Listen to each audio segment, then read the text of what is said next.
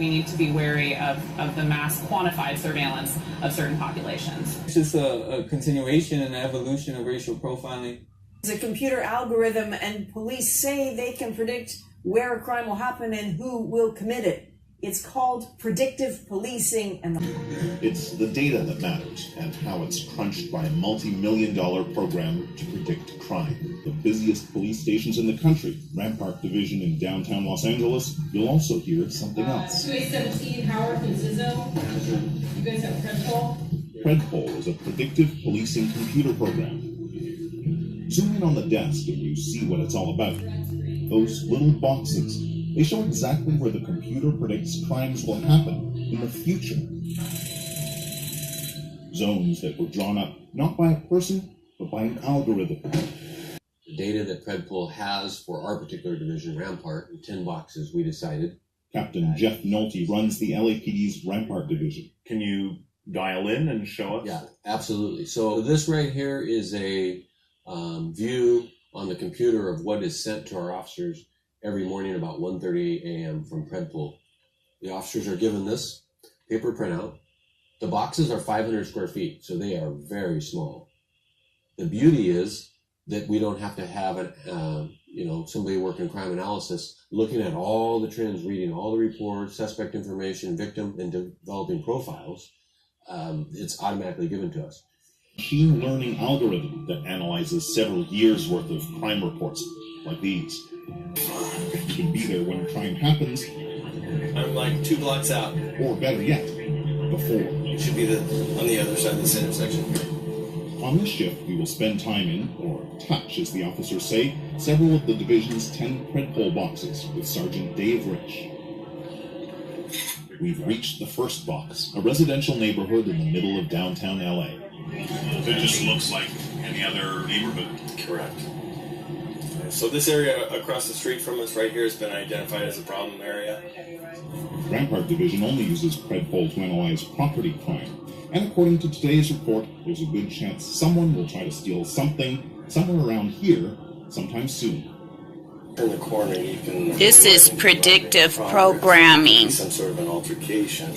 Hoover-born sociologist Sarah Brain spent 2 years here inside the LAPD headquarters, studying its use of predictive analytics.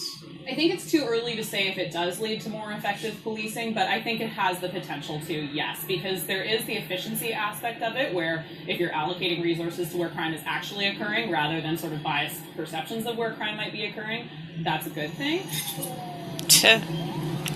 There's another, even more controversial component to predictive policing. One that can be used to predict not only where crimes will be committed, but also by whom, based on a scoring system.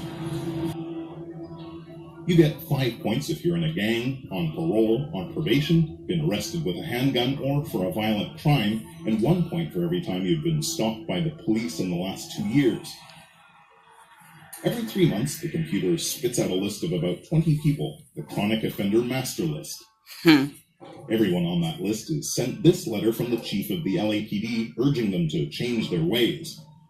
With the letter comes a list of community service providers, and at the end, a final wish from the chief.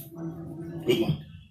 If individuals have these certain points values already, and then officers are encouraged when they're out on patrol to go out, stop, and talk to these individuals to continue gathering intelligence and further increase their point score, thus justifying their continued stopping day after day.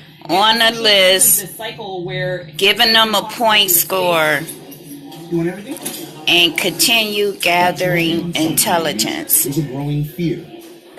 If the information fed into the computer models is biased, then the police data could become almost as dangerous as their guns. We wonder what they was doing, or what they are doing with all that data that they've been collecting. This is a good prime example. You're on that list. Yes. Yeah, so what effect do you think it would have for you to be put on something like a frequent offender list, or... I mean, marginalization. It would discourage me from thinking anything higher of myself. Like, in the jungle, we met up with several people who ended up on those gang lists, even though they say they weren't and never have been gang members, like Anthony Robles. Growing up, he wondered why police always seemed to be stopping him whenever they saw him on the streets.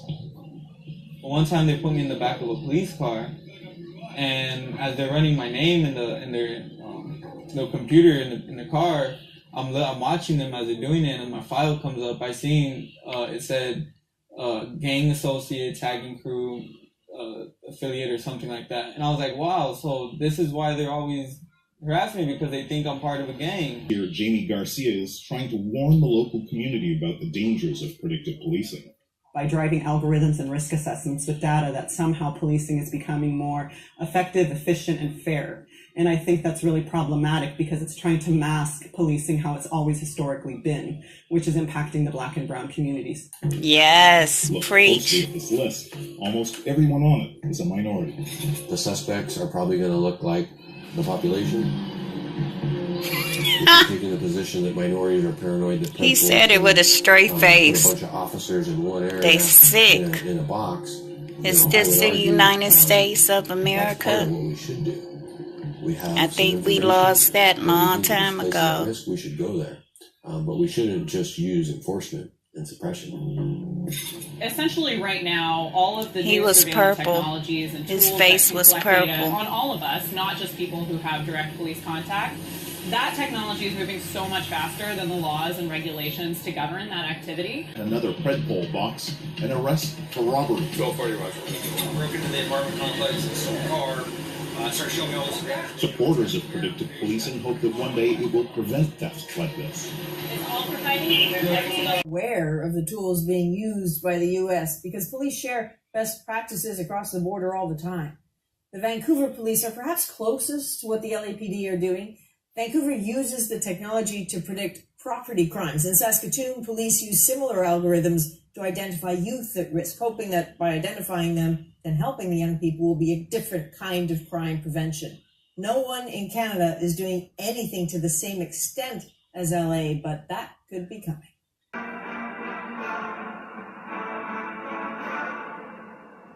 Hasn't been murdered in 6 years. There's nothing wrong with the system. It is perfect. I would. Well, you ever get any false positives? Set me up. Set me up. He's the victim. I've never heard of him, but I'm supposed to kill him in less than 36 hours.